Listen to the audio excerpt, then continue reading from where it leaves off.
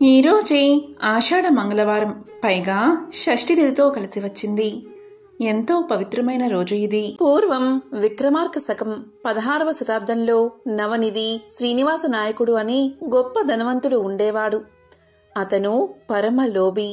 భార్య సరస్వతీబాయి భక్తురాలు, దాన గుణశీలి. పతియే ప్రత్యక్ష దైవమని నమస్కరించిన ఆ సాధ్వితో శ్రీనివాస నాయకుడు ఇలా అనేవాడు: ఏమని ఆశీర్వదించను, ఇంకా దాన ధర్మాలు చెయ్యమనా అని అనేవాడు. దానికి ఆమె, స్వామి, మీ అనుజ్ఞ తీసుకుని నేనీ వ్రతాన్ని ఆచరించాను కదా అని బదులిచ్చింది. దాంతో అతను భార్యతో, పొందావు. తులసీ పూజయే కదా, ఖర్చు ఉండదులే అనుకున్నాను. కాని ఆ పేరుతో దంపతి పూజలు, దానాలు ఒక్కటేమిటి, అన్నీ చేశావు. నీ సుపుత్రుడు వరదుడు లెక్క చూపిన తర్వాతే నాకీ విషయం తెలిసింది. నువ్విలాంటి నాగులు వ్రతాలు చేస్తే చాలు, మనందరం తలకు జోలే పట్టుకోవాల్సి వస్తుంది అనేవాడు శ్రీనివాస నాయకుడు. దానికి భార్య, రామరామ, అలా అనకండి. భగవంతుడు మనకు ఇచ్చినప్పుడే దానాదులు చెయ్యకుంటే లేనప్పుడు ఇవ్వగలమా అని సత్యం పలికేది. దాంతో సరస్వతీబాయితో శ్రీనివాస నాయకుడు ఇలా అనేవాడు: ఇందులో భగవంతుడు ఇచ్చింది ఏమున్నది? మా తాత ముత్తాతలు, మా నాన్నగారు, నేను ఎంతో శ్రమించి ఆర్జించినదే కదా అని పలికేవాడు. దానికి ఆమె, దాన ధర్మాదులకు ఉపయోగపడని ధనమెందుకు స్వామి? ఇలాంటి సత్కార్యములే సద్గతులకు చద్ది మూటలని సాధు సజ్జనులు అంటారు అని హితవు చెప్పేది. దాంతో అతను, ఆ సన్యాసుల మాటలకేమిలే, వాళ్ళలాగే అంటారు. అవన్నీ ఆచరిస్తూ కూర్చుంటే మనకు మిగిలేది బూడిదే. చూడు సరస్వతి, ధనం మూలం ఇదం జగత్ అన్నారు. ఆ సిరి యొక్క గరిమ ఎంతో కష్టపడి సంపాదించినా నాకు తెలుసు అని పలికేవాడు. ఆ భార్యాభర్తల సంభాషణ ఇలా ఉండేది: శ్రీనివాస నాయకుని అనంత పూర్వజన్మ పుణ్యమో, లేక సరస్వతీబాయి అఖండ సౌశీల్య మహత్యమో. పుట్టు లోబి అయిన శ్రీనివాస నాయకుణ్ణి భక్త పురందరదాసుగా మార్చాలి అనుకున్నాడు పాండురంగ విఠలుడు. ఏ దుర్గుణాన్నైనా నివారించవచ్చు, కాని లోభగుణాన్ని మార్చడం దుష్కరం అని అనుకున్న స్వామి స్వయంగా ఆ శ్రీనివాస నాయకుని వద్దకు ఒక బ్రాహ్మణుడి వేషంలో వచ్చాడు. ఎవరి పాదాలకు సకల చరాచర జీవులు ముక్తికై చేతులు జోడించి నమస్కరిస్తాయో అటువంటి స్వామి శ్రీనివాస నాయకుని ముందర నిల్చుని ఏదైనా దానం ఇవ్వమని యాచించేవాడు. కసురుకుంటూ వెళ్ళగొట్టేవాడు శ్రీనివాస నాయకుడు. ఈ విధంగా భగవంతుడు శ్రీనివాస నాయకుడు ఎన్ని అవమానాలు చేసినా రోజు పుత్ర వాత్సల్యంతో వచ్చి ఏదో ఒకటి దానం ఇవ్వమని అర్థించేవాడు. భగవంతుడు ఎన్నిసార్లు అడిగినా ఆ శ్రీనివాస నాయకుడు ఒక్కసారి కూడా ఏమీ ఇవ్వలేదు. ఇలా ప్రతిరోజు ఆ లక్ష్మీపతి శ్రీనివాస నాయకుణ్ణి మార్చడం కోసం పడరాని పాట్లు పడ్డాడు. బహుశా ఇందుకేనేమో ఆ భగవంతుడు ఆశ్రిత పక్షపాతి అని నిందించబడ్డాడు. నీవే తప్ప ఇతర మెరుగునని శరణువేడిన సరస్వతీబాయిని రక్షించడానికేనేమో ప్రాయశః స్వామి ఇన్ని పాట్లు పడ్డాడు. లేదా కర్మయే పరమాత్మ అన్న నిజం నిరూపించేలా శ్రీనివాస నాయకుని పూర్వజన్మల పుణ్యానికి ఫలంగా ఇలా అనుగ్రహించదలిచాడో స్వామి. ఆ పన్నగసాయి లీలలు అర్థం చేసుకోవడం ఎవరి తరము? ఏమైనా సరే నీకేమీ ఇవ్వను అని నిక్కచ్చగా అన్నాడు శ్రీనివాస నాయకుడు. ఒకరోజు విప్రవేషంలో ఉన్న భగవంతుణ్ణి చూసి, అయ్యా, వీడు నా ఒక్కగానొక్క కొడుకు. వీడికి ఉపనయనం చెయ్యాలని సంకల్పించాను. ఓం ప్రథమంగా మీ వద్దకొచ్చాను. మీరు దయతో ఏది ఇచ్చినా తీసుకుంటాను అని అడిగాడు భగవంతుడు.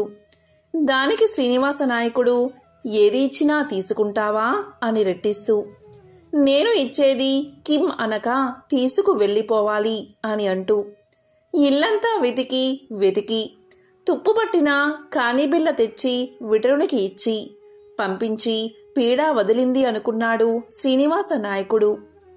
తరువాత ఏదో పనిమీద నాయకుడు బయటికి వెళ్లాడో లేదో మళ్లీ ప్రత్యక్షమయ్యాడు విఠలనాథుడు. అతను ఇలా పలికాడు, అమ్మా, నాకు సహాయం చెయ్యండి అన్నాడు. దానికి నాయకుడి భార్య, ఇందాకే కదయ్యా మా ఆయన ఇచ్చారు అని పలికింది. ఆ తుప్పు పట్టినా కానీ చూపించాడు స్వామి. కిన్నురాలై నిస్సహాయంగా నిలుచున్న ఆమెను చూసి పరమాత్మ ఇలా పలికాడు, అమ్మా, మీ ముక్కెర ఇప్పిస్తే నా అవసరం తీరుతుంది అన్నాడు.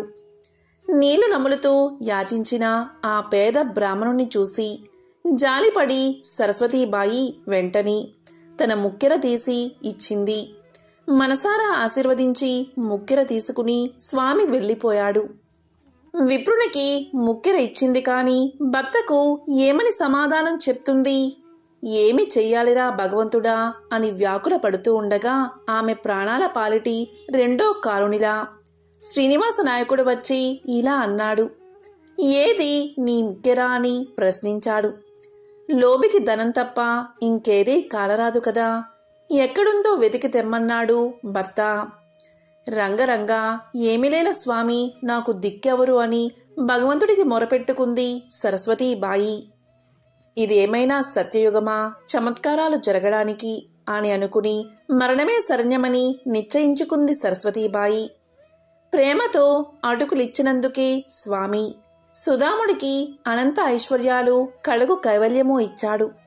ఇక అవసరానికి ఏమీ సంకోచించక అడిగిందే తడువుగా ముక్కెర ఇచ్చిన ఆ సాధ్విని మరుస్తాడా స్వామి?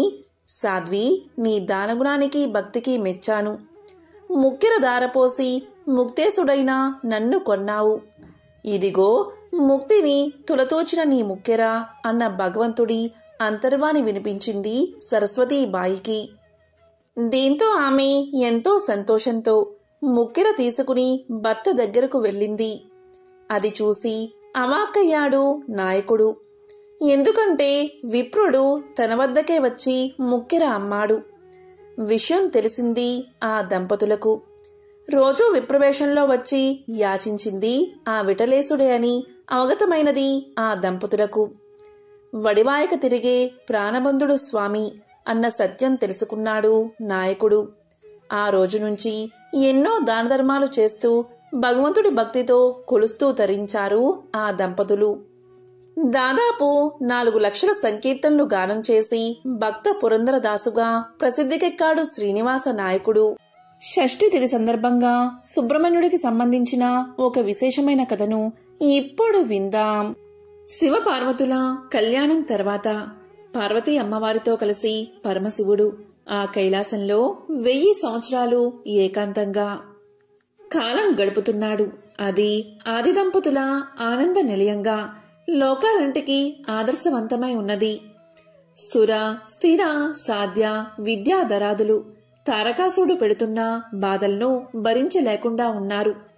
ఇంతకీ తారకాసురుడు ఎవరు అంటే, తారకాసురుడు అమిత తపోబల సంపన్నుడు, బలశాలి, వర మదాంధుడు. తారకాసురుడు బ్రహ్మ గురించి తీవ్రమైన తపస్సు చేసి చావు లేకుండా ఉండే వరాన్ని కోరుకున్నాడు. అప్పుడు బ్రహ్మ ఇలా పలికాడు, పుట్టిన ప్రతి ప్రాణి గిట్టక తప్పదు. సురులకు తప్ప అసురులకు ఆ వరం ఇవ్వకూడదు. కాబట్టి మరేదైనా వరం కోరుకోమన్నాడు బ్రహ్మ. సరే అన్నాడు తారకుడు. శివుడికి పుట్టిన సంతానం, అందులోనూ 7 ఏళ్ల బాలుడి చేతిలో తప్ప మరెవరి చేతిలోనూ మరణించినటువంటి వరాన్ని కోరుకున్నాడు తారకుడు. ఎందుకంటే శివుడి భార్య సతీదేవి పిలవని పేరంటానికి వెళ్లి తన పుట్టినింట భర్తకు జరిగిన అవమానాన్ని తట్టుకోలేక యోగాగ్నిలో దహించుకుపోవడంతో శివుడు సతీ వియోగ దుఃఖంతో విరక్తుడై ఉన్నాడు.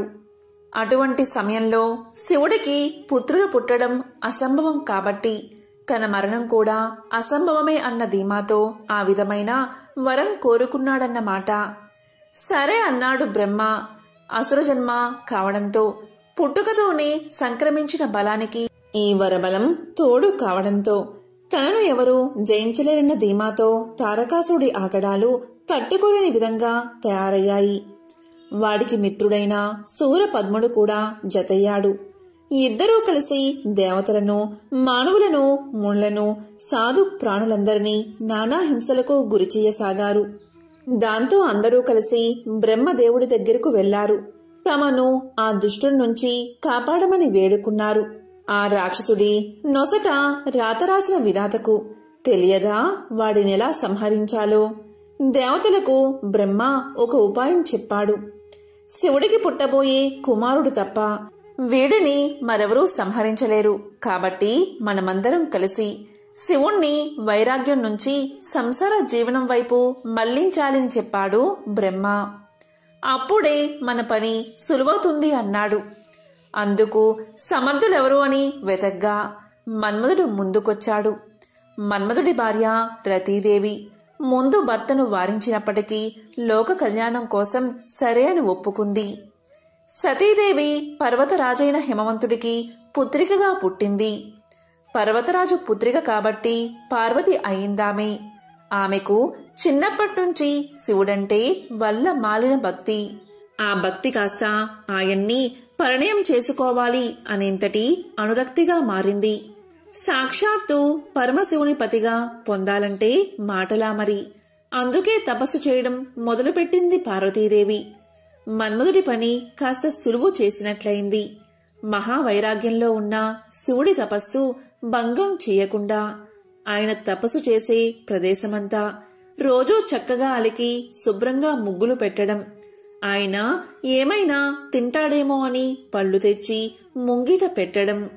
ఇలా ఎంతకాలం గడిచినా శివుడు కళ్ళు తెరవనేలేదు. కాని పార్వతి మాత్రం అన్న పానీయాలు మానేసి కేవలం పండుటాకులు మాత్రమే తింటూ అపర్ణగా మారింది. ఒక రోజున మన్మధుడు కాస్త ధైర్యం చేశాడు. తన చిలికాడైన వసంతుణ్ణి తోడు చేసుకుని పూల బాణాలతో శివుణ్ణి తపస్సు నుంచి మళ్లించి ఆయన కోపాగ్ని కీలల్లో బూడిదయ్యాడు. ఆ తరువాత జరిగిందంతా గ్రహించిన శివుడు పార్వతిని వివాహం చేసుకున్నాడు. అదేవిధంగా దేవతల అభ్యర్థన మేరకు శివుడు తిరిగి మన్మధుడికి పునర్జీవితం కలిగించాడు. ఈ విధంగా ఉండగా తారకాసుడి ఆగడాలు ఎక్కువైపోయాయి. శివపార్వతులకు వివాహం కాగా వారు ఏకాంతంగా గడుపుతున్నారు. శివ వీర్యానికి జన్మించే ఆ బాలుడు ఎప్పుడు పుడతాడా అని సకల దేవతలు అహోరాత్రులు ఎదురుచూస్తున్నారు. అందుకోసం దేవతలంతా కలిసి సత్యలోకానికి వెళ్లి అక్కడ వాణీనాథుడైన చతుర్ముఖ బ్రహ్మగారిని దర్శనం చేసుకుని బ్రహ్మగారితో సహా శ్రీమన్నారాయణ్ణి దర్శించి తారకాసుడు పెడుతున్న బాధలన్నీ ఏకరువు పెట్టారు. అప్పుడు స్థితికారకుడైన శ్రీ మహావిష్ణువు ఇలా పలికాడు: బ్రహ్మాది దేవతలారా, మీ కష్టాలు త్వరలోనే తీరతాయి. మీరు కొంతకాలం క్షమాగుణంతో ఓపిక పట్టండి అని ఓదార్చాడు. అప్పుడు దేవతలందరికీ ఒక సందేహం కలుగుతుంది. పరమశివుని తేజస్సు అమ్మవారి యందు నిక్షిప్తమైతే ఆ వచ్చే శక్తిని మనం తట్టుకోగలమా అని ఒక వెర్రి ఆలోచన చేసి దేవతలంతా కైలాసానికి పయనమయ్యారు. అక్కడికి వెళ్లి పరమశివ పార్వతీ అమ్మవారి క్రీడాభవన ముఖద్వారం దగ్గర నిలబడి ఇలా పలికారు: దేవాదిదేవా, మహాదేవా, ప్రభు, మహా ఆర్తులం మేము. నీ కరుణా కటాక్షంతో మమ్మల్ని రక్షించు. తారకాసుడి బాధల నుంచి కాపాడు. నీ యొక్క తేజస్సుని అమ్మవారిలో నిక్షిప్తం చెయ్యవద్దు అని ప్రార్థించారు. దీంతో భక్తవ శంకరుడు అయిన పరమశివుడు పార్వతీ అమ్మవారితో సంతోషంగా గడుపుతున్నవాడు. దేవతల ఆర్తనాదాలు విన్నవాడే బయటకు వచ్చాడు. దేవతల ప్రార్థన విన్న శంకరుడు, ఇప్పటికే నా తేజస్సు హృదయ స్థానం నుండి విడువడింది. కాబట్టి నా తేజస్సును భరించగలిగిన వారు ముందుకు రండి అని అడిగాడు. పరమశివుని తేజస్సు అమ్మవారు పొంది తాను మాతృమూర్తిని అయ్యే అవకాశాన్ని దేవతల యొక్క తొందరపాటుతనంతో దూరం చేసినందుకు గాను అప్పుడు అమ్మవారు అంటే పార్వతీదేవి ఆగ్రహం చెందినదై దేవతలందరినీ ఇలా శపిస్తుంది: ఓ దేవతలారా, నాకు సంతానం కలగకుండా అడ్డుకున్నారు కాబట్టి ఇక మీదట దేవతలెవరికి సంతానం కలగదు అని శపించింది. అందుకే అప్పట్నుంచి దేవతల సంఖ్య పెరగదు. కేవలం 33 కోట్ల మంది మాత్రమే. అప్పుడు దేవతలందరి ప్రార్థన మీద హవ్యవాహనుడు అంటే అగ్నిదేవుడు ఆ శివతేజాన్ని తాను స్వీకరించాడు. తీసుకోవడమైతే తీసుకున్నాడు, కాని శివుడి తేజస్సుని ధరించడమంటే అంతా తేలిక. అంతటా అగ్నిదేవుడు ఆ తేజస్సు యొక్క తాపాన్ని తట్టుకోలేకపోయాడు. అప్పుడు శివుడి ఆజ్ఞ ప్రకారం అగ్నిదేవుడు ఆ శివ తేజస్సుని భూమాతలో ప్రవేశపెట్టాడు. అంతటా భూమాత ఆ తేజస్సును భరించలేక వెళ్లి గంగామాతకు ఇస్తుంది. అప్పుడు గంగమ్మ ఆ శివతేజాన్ని స్వీకరిస్తుంది. అంతటా గంగానది కూడా ఆ తాపాన్ని తట్టుకోలేక కైలాస శిఖరాల దగ్గరలో ఉన్న శరవణము అనే రెల్లు పొదల తటాకంలో విడిచిపెడుతుంది. ఆ రెల్లు పొదల తటాకం నుంచి 6 ముఖాలతో 12 చేతులతో దివ్య మంగళ స్వరూపుడై మార్గశీర్ష శుక్ల షష్ఠినాడు ఒక బాలుడు ఉద్భవించాడు. ఆయనే మన బుజ్జి సుబ్రహ్మణ్యేశ్వర స్వామివారు. ఆయన పుట్టగానే 6 కృత్తికా నక్షత్రాలు వచ్చి వారి స్థనమిచ్చాయి కాబట్టి స్వామివారికి కార్తికేయ అని, పుట్టగానే 6 ముఖాలతో ఉండడం వల్ల స్వామికి ఆరుముగన్ అని, షణ్ముఖ అని నామం వచ్చింది. షణ్ముఖుడు పుట్టగానే దేవతలు ఆ బాలుడిపై పుష్పవర్షం కురిపించారు. దేవదుందుబులు మోగించారు. దేవతలందరూ పరమానంద భరితులయ్యారు. శరవణ అనే తటాకం నుంచి ఉద్భవించిన కారణంగా స్వామికి శరవణ భవ అనే నామం వచ్చింది. ఇంతలో గంగమ్మ కూడా వచ్చి కొంతసేపు నేను కూడా శివతేజాన్ని భరించాను కాబట్టి నాకు కూడా కుమారుడే అని చెప్పింది. అప్పట్నుంచి స్వామికి గాంగేయ అనే నామం వచ్చింది. అలాగే అగ్నిదేవుడు కూడా చెప్పడంతో వహ్ని గర్భ, అగ్ని సంభవ అనే నామాలు కూడా వచ్చాయి. దేవతలను రక్షించడం కోసం శివుడి నుండి స్కలనమై వచ్చాడు కాబట్టి స్వామికి స్కంద అనే నామం వచ్చింది. అలాగే క్రౌంచ పర్వతాన్ని భేదించడం వల్ల క్రౌంచధారణుడు అని పిలువబడ్డాడు. తమిళనాట స్వామివారిని మురుగన్, కంద, వెట్రివేల్, వేలాయుధన్, షణ్ముగన్, ఆరుముగన్, శక్తివేల్, పళని ఆండవన్ అనే నామాలతో కొలుచుకున్న వాళ్ల యొక్క ఇష్టదైవంగా చేసుకున్నారు. ఈ విధంగా శివవీర్యం మార్గశిర శుద్ధ షష్ఠి తిథి నాడు కుమారుడిగా పరిణమించింది. ఇది కుమారస్వామి యొక్క జననం కదా. సరే, ఇంతమందికి పుత్రుడు అయ్యాడు. మరి మన జగన్మాత పార్వతీమాతకి సుబ్రహ్మణ్యుడు ఎలా పుత్రుడయ్యాడు అని అడిగితే త్రిపుర రహస్యంలో మహత్య ఖండంలో బ్రహ్మగారి మానసపుత్రుడైన సనత్ కుమారుడే సుబ్రహ్మణ్యుడిగా వచ్చారని చెప్పబడి ఉంది. ఒకరోజు సనత్ కుమారుడు తపస్సు చేసుకుంటూ ఉండగా శివపార్వతులు ఆయన తపస్సుకు మెచ్చి ప్రత్యక్షం అవుతారు. నీకు వరాన్ని ప్రసాదిస్తాను, కోరుకోమంటాడు శివుడు. అప్పుడు అద్వైత స్థాయిలో బ్రహ్మానందం అనుభవిస్తున్న సనత్ కుమారుడు నాకు వరం అక్కర్లేదు, ఇవ్వడానికి నువ్వొకడివి నేనొకడిని అని ఉంటేగా నువ్వు ఇచ్చేది, ఉన్నది అంతా ఒకటే కాబట్టి నాకే వరము అవసరం లేదు అని చెప్తాడు. అప్పుడు శంకరుడు ఆగ్రహం చెందినట్లుగా వరమిస్తాను అంటే వద్దంటావా, శపిస్తాను అంటాడు. అప్పుడు సనత్కుమారుడు ఇలా చెబుతాడు, వరము శాపము అని మళ్లీ 2 ఉన్నాయా? వరమైతే సుఖము, శాపమైతే దుఃఖము అని 2 లేనప్పుడు నువ్వు వరమిస్తే ఏమిటి, శాపమిస్తే ఏమిటి, ఇస్తే ఇవ్వండి అని ఆయన యథావిధిగా ధ్యానంలో మునిగిపోతాడు. అప్పుడు అతని తపస్సుకు మెచ్చిన శంకరుడు, సరే నేనే నిన్ను ఒక వరం అడుగుతాను అంటే ఏమి కావాలి అని అంటాడు సనత్కుమారుడు. అప్పుడు శంకరుడు ఇలా పలుకుతాడు, మాకు పుత్రుడిగా జన్మించమని కోరతాడు. దానికి సనత్కుమారుడు శంకరుడితో ఇలా చెప్తాడు, నేను నీకు మాత్రమే కుమారుడిగా వస్తాను అని చెప్తాడు. ఇదంతా వింటున్న పార్వతీ అమ్మవారు ఇలా పలుకుతారు. ఆమె ఒక్కసారిగా ఉలిక్కిపడి, ఇదేమిటి, శంకరుడికి పుత్రుడిగా వస్తాను అనడమేమిటి, నీకు మాత్రమే అని అంటున్నావు అని అడిగితే అప్పుడు సనత్కుమారుడు ఇలా సమాధానం చెప్తాడు, శివుడు వరమడిగితే అవునన్నాను కాని కోరి కోరి మళ్లీ గర్భవాసం చేసి యోని సంభవుడిగా రానమ్మా, నన్ను క్షమించు అని చెప్తాడు. అమ్మా, నీ కోరిక తీరడానికి ఒకనాడు నీవు మోహిని అవతారంలో ఉన్నప్పుడు కైలాస పర్వత సమీపంలో జలరూపంలో నీ అవతారం ముగించావు. ఆ జలం ఎక్కడైతే ఉన్నదో అదే తటాకం నుంచి నేను ఉద్భవిస్తాను. కాబట్టి నేను కూడా నీ కుమారునే అని చెప్పి నమస్కారం చేస్తాడు. ఈ విధంగా పార్వతీదేవికి కూడా కుమారుడు అయ్యాడు. సుబ్రహ్మణ్యుడు అనే నామం ఎలా వచ్చింది అంటే, ఒకనాడు బ్రహ్మగారికి మరియు పరమశివునికి కూడా ప్రణవార్థం బోధించినవాడు కాబట్టి స్వామి సుబ్రహ్మణ్య అంటే బ్రహ్మజ్ఞాని అని పిలువబడ్డాడు. దేవతల కోరిక మేరకు పార్వతీ పరమేశ్వరులు సుబ్రహ్మణ్యుణ్ణి దేవతల సర్వ సైన్యాధ్యక్షునిగా నియమిస్తారు. అనంతరం పరమేశ్వరుడు శూలం తదితర ఆయుధాలను అనుగ్రహించగా ఆ జగన్మాత పార్వతి కుమారుణ్ణి దీవించి శక్తి అనే ఆయుధాన్ని ఇస్తుంది. ఆ తరువాత తారకాసురుడిపై యుద్ధానికి పంపుతారు.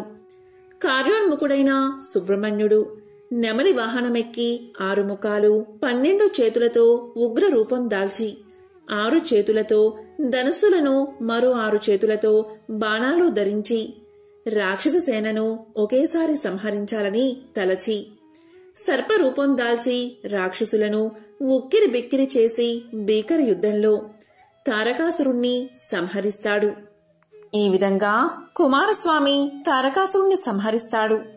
తారకాసుడి సోదరుడు శూరపద్ముడిపై కుమారస్వామి దండెత్తి 6 రోజుల పాటు యుద్ధాన్ని చేస్తాడు. ఈ యుద్ధంలో 6వ రోజు శూరపద్ముడు పక్షి రూపాన్ని ధరించి తలపడతాడు.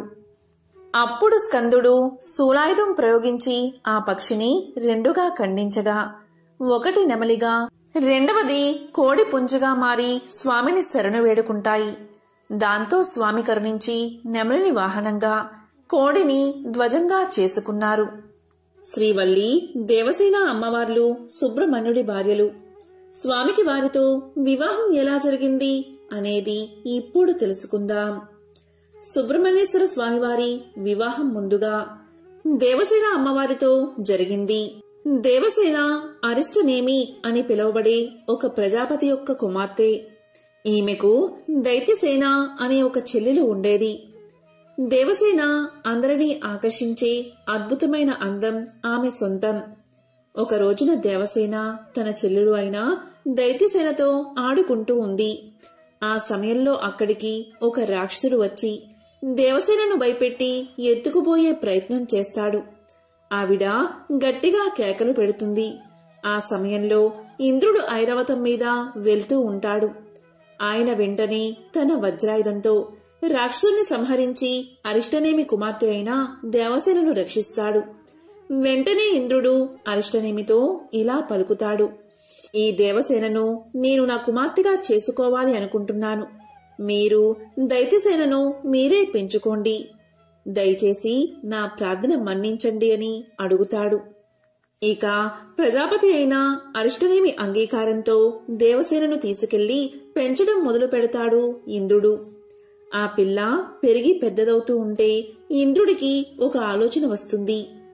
ఈ దేవసేనను దక్కించుకోగలిగినవాడు, పరాక్రమంతో పాటు కారుణ్యం అపారంగా కలిగినవాడై ఉండాలి. అటువంటి వాడికే నా కూతుర్నిచ్చి వివాహం చేస్తాను అనుకున్నాడు.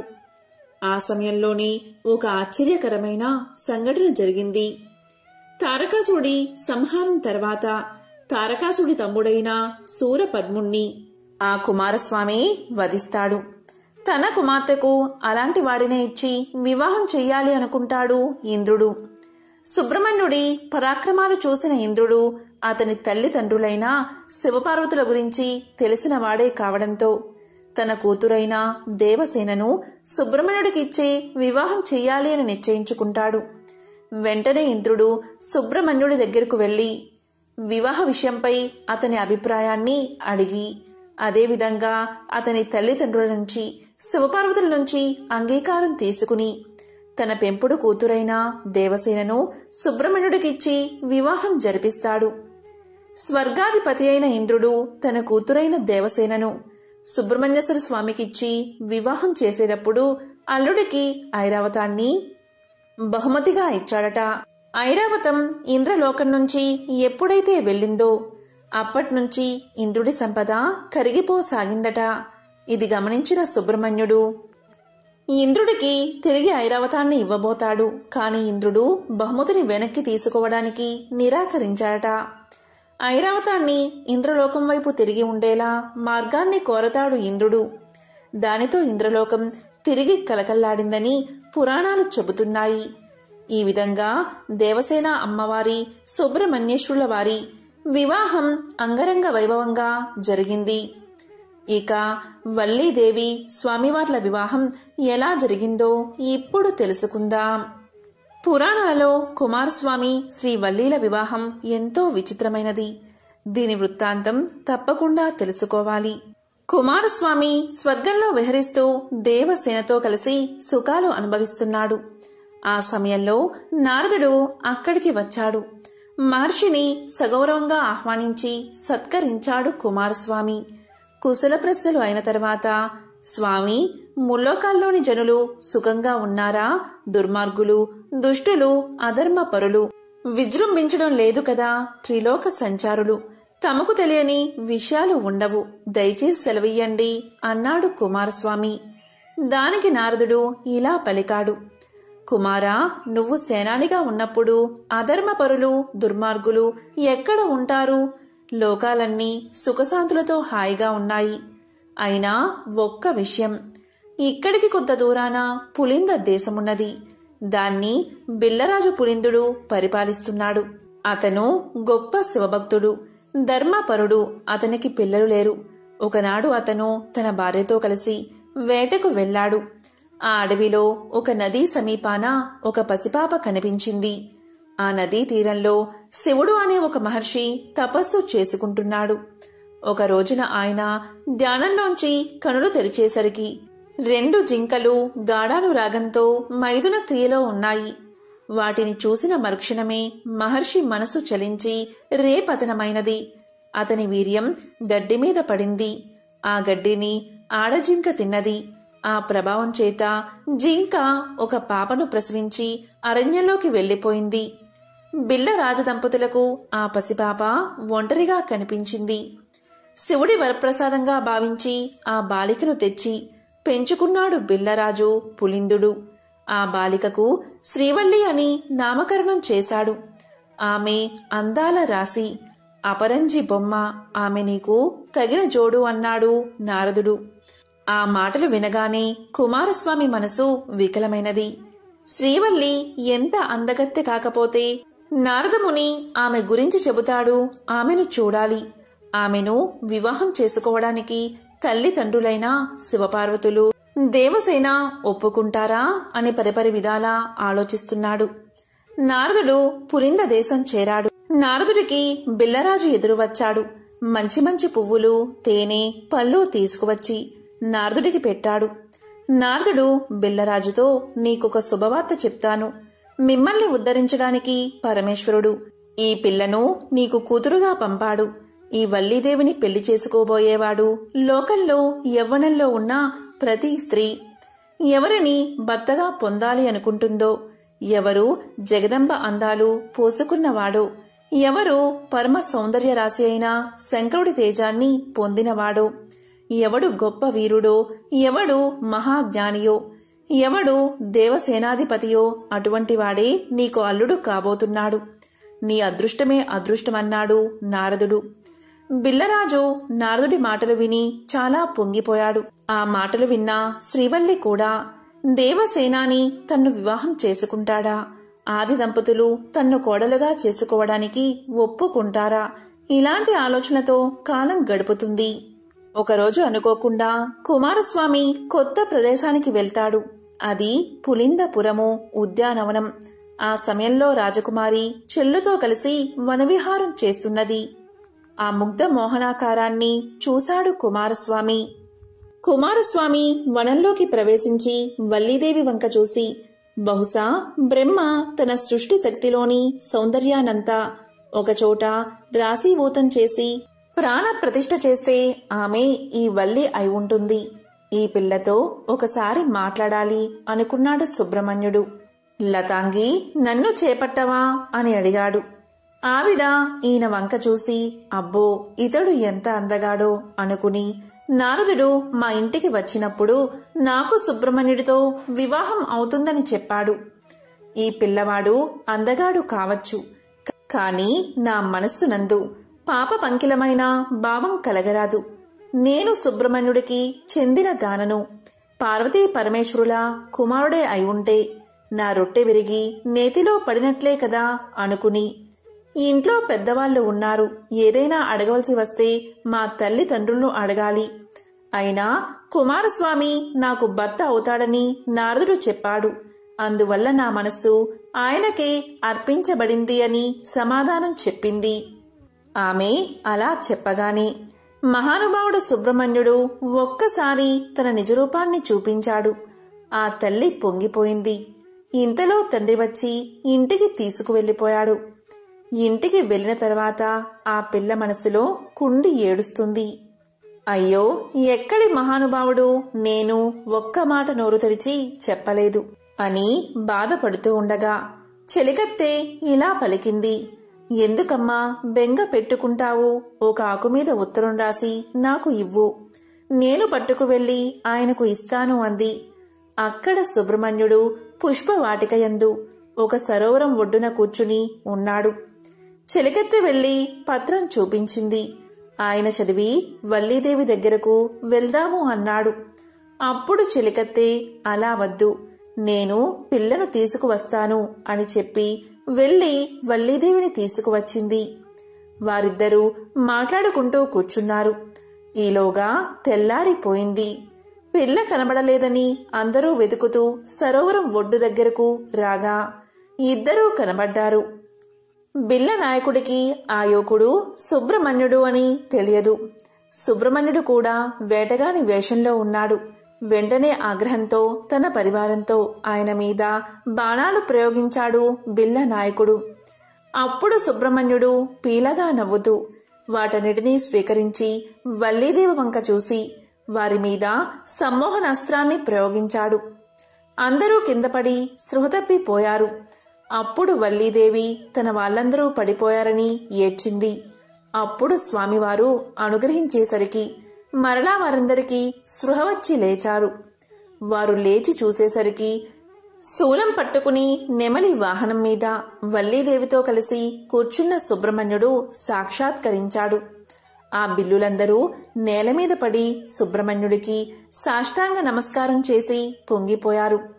నారదుడు దేవసేనతో పార్వతీ పరమేశ్వరులతో అక్కడకు వచ్చాడు. నేనెంత భాగ్యవంతురాలినో కదా అనుకుని వల్లీదేవి పార్వతీ పరమేశ్వరులకు నమస్కారం చేసింది. అప్పుడు సంతోషంగా పార్వతీ పరమేశ్వరులతో దేవసేనతో కలిసి ఏ అరమరికలు లేకుండా ఆనాటి నుంచి ఈనాటి వరకు భక్తుల కోర్కెలు అనుగ్రహించడానికి సుబ్రహ్మణ్య స్వామివారు తిరుత్తనియందు వెలసి ఉన్నారు.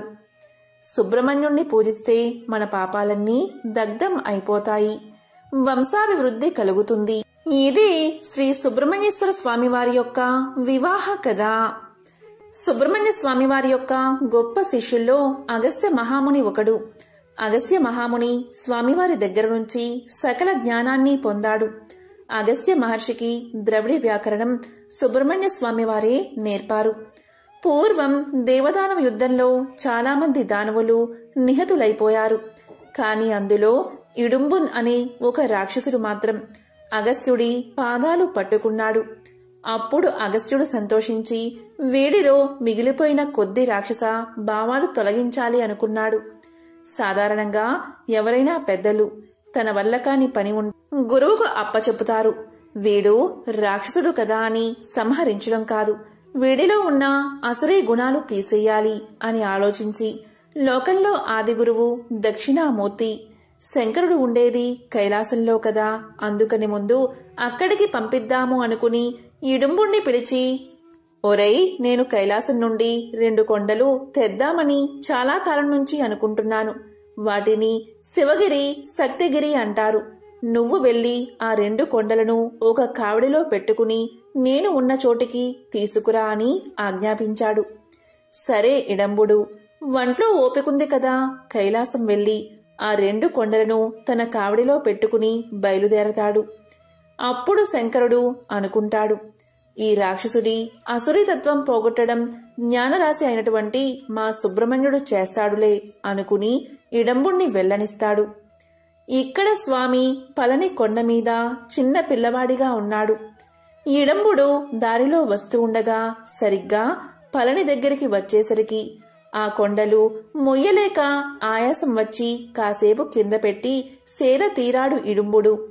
మళ్లీ కావిడి ఎత్తుకుందామని కిందకి వంగి కావిడి బద్ద భుజం మీద పెట్టుకుని లేచి నిలబడి రెండు వైపులా బరువు సమానంగా ఉండేలా సర్దుదామని చూస్తే ఒకవైపు ఎక్కువ బరువు, ఇంకోవైపు తేలిక అవుతోంది కాని సమానంగా ఎంతసేపటికి కుదరట్లేదు. ఇంకా విసుగొచ్చి ఏమిటిరా ఈ కావడి అనుకుని అలా పైకి చూస్తాడు ఇడుంబుడు. పైకి చూడగాని అక్కడ సుబ్రహ్మణ్యుడు చిన్న పిల్లవాడి రూపంలో పకపకా నవ్వుతున్నాడు. ఇది చూసి ఇడుంబుడికి కోపం వచ్చేసింది. ఇదే రాక్షస ప్రవృత్తి అంటే. ఏదో చిన్నపిల్లవాడు నవ్వుతున్నాడులే అనుకోవచ్చు కదా. స్వామికేసి తిరిగి, ఏమిటా నవ్వు? నేనేమైనా ఈ కావిడి ఎత్తలేనని అనుకుంటున్నావా? కైలాసం నుంచి తీసుకొచ్చాను. ఏమిటా వెర్రి నవ్వు? నిన్ను చంపేస్తాను ఇవాళ అని ఆ కొండ మీదకి పరిగెత్తాడు. తెలిసి పరిగెత్తాడో తెలియక పరిగెత్తాడో పళని కొండ మీదకి పాదచారి అయి వెళ్లాడు. పైకి వెళ్ళాక స్వామి 2 గుద్దులు గుద్దాడు. ఇంకా ప్రాణం వదిలేస్తున్నాను అన్నప్పుడు వాడికి తెలిసింది, ఈ పిల్లవాడు సామాన్యుడు కాదురా, మా గురువుగారికి గురువు, సాక్షాత్తు ఈశ్వరపుత్రుడు అని. అప్పుడు వేడుకుంటాడు, ఈశ్వరా, తెలుసుకోలేకపోయాను. మీ చేతి గుద్దులు తిన్నాను. నాకు వరాన్ని ఇవ్వండి అన్నాడు. ఏమిటో అడుగు అన్నాడు స్వామి. ఇడంబుడు ఇలా పలికాడు, స్వామి, నేను ఈ పళనిలోనే కదా కావడి ఎత్తలేకపోయాను. ఈ కావడి వల్లనే కదా మిమ్మల్ని చేరడానికి మార్గం లభించింది. అందుచేత లోకంలో ఎవరైనా సుబ్రహ్మణ్యుణ్ణి ఏ ఆరాధన చేయకపోయినా ఒక్కసారి కావడి పాలతో కాని, విభూతితో కాని, పూలతో కాని, తేనెతో కాని, నేతితో కాని భుజం మీద పెట్టుకుని మేము సుబ్రహ్మణ్యుడి దగ్గరికి వెళ్ళిపోతున్నామని పాదాచారులై నీ గుడికి వస్తే అటువంటి వాళ్ళు సుబ్రహ్మణ్య ఆరాధన శాస్త్రంలో ఎన్ని విధాలుగా చెయ్యాలని ఉందో అంత ఆరాధన చేసినా ఫలితం వాళ్ళకి ఇచ్చేసేయాలి అన్నాడు ఇడంబుడు. స్వామి అనుగ్రహించి సరే అని ఆ కోరికని కటాక్షించి, ఇకపై నా దగ్గరకు వచ్చే భక్తులు ఎవరైనా ముందు నీ దర్శనం చేసి నా వద్దకు రావాలని వరాన్ని ప్రసాదించాడు. అందుకే అప్పట్నుంచి అన్ని సుబ్రహ్మణ్య క్షేత్రాలలో, ప్రత్యేకంగా తమిళనాడులో స్వామివారిని చేరే మార్గంలో ఇడంబుడి మూర్తి ఉంటుంది. అక్కడ ఆయనకు నమస్కారం చేసిన తర్వాతే సుబ్రహ్మణ్యుడి దర్శనం చేసుకోవాలి. ఎంతో పవిత్రమైన విశేషమైన ఈరోజు ఈ కథలను విన్నా, చదివినా, చెప్పినా, వినిపించినా జన్మల పాపాలు తొలగిపోతాయి. 1,000,000 జన్మల పుణ్యం వస్తుంది. సకల శుభాలు కలుగుతాయి. ఓం నమో నారాయణాయ. ఓం నమః శివాయ. ఓం శ్రీ మహాలక్ష్మియే నమః. ఓం శ్రీ మాత్రే నమః.